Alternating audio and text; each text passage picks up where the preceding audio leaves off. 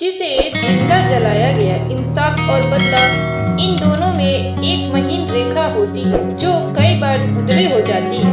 यह कहानी है एक ऐसी औरत की जिसे समाज ने जिंदा जला दिया, लेकिन क्या उसने बदला लिया? क्या उसे कभी इंसाफ मिला? कहानी शुरू होती है उत्तर प्रदेश के एक छोटे से गांव धनपुर से, जहां एक औरत को मंदिर के पीछे जिंदा जलाने की खबर जंगल की आग की तरह फैल जाती है। नाम था उसका रंभा देवी। उम्र लगभग 40, विधवा और गांव की सबसे संशयास्पद औरत मानी जाती थी। लेकिन लोग कहते हैं वो तंत्र विद्या जानती थी। उसकी छाया पड़ जाए तो बच्चे बीमार हो जाते हैं। उसे जलाना जरूरी था, लेकिन रंभा देवी की मौत एक सवाल छोड़ गई। क्या सच में वो डायन थी या किसी का शिकार? बिहार के एक स्वतंत्र पत्रकार अर्जुन चौधरी गांव आता है। उसे रंभा देवी की मौत के पीछे का सच उजागर करना है। गांव वाले बात करने से डरते हैं। पंचायत मुखिया बलराज सिंह साफ कहते हैं जो हुआ समाज की भलाई के लिए हुआ, लेकिन अर्जुन हार नहीं मानता। वो रंभा देवी के टूटे हुए घर में जाता है, जहाँ दीवारों पर कुछ अजीब चित्र और राख पड़ी होती है।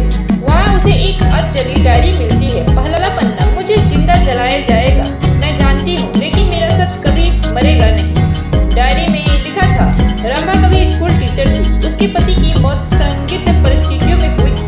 वह गांव की लड़कियों को मुफ्त पढ़ाती थी, लेकिन धीरे धीरे उस पर काला जादू, गर्भपात कराने और मर्दों को फंसाने जैसे आरोप लगने लगे। गांव की एक लड़की पिंकी गायब हो गई थी।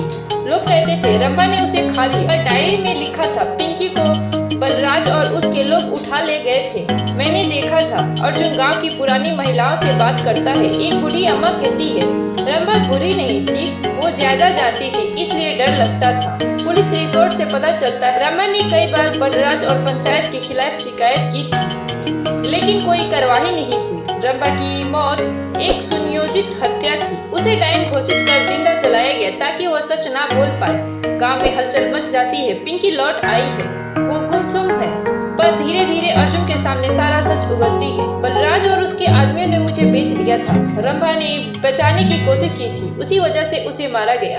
अब अर्जुन के पास सबूत। वो मीडिया को बुलाता है, रिपोर्ट बनाता है और केस फाइल करता है। बलराज गिरफ्तार होता है। पूरे गांव के लोग एक एक कर सच्चाई स्वीकारते हैं। अर्जुन रंभा की डायरी और उसकी राख को एक स्मारक में बदल देता है, जहां लिखा होता है जिसे जला दिया गया वो रोशनी बनकर लौटी है। अंत में अर्जुन कैमरे की तरफ देखता है और कहता है ये इंसाफ था या बदला, ये वक्त तय करेगा। पर एक औरत की चुप्पी आज सबकी चीख बन गई है।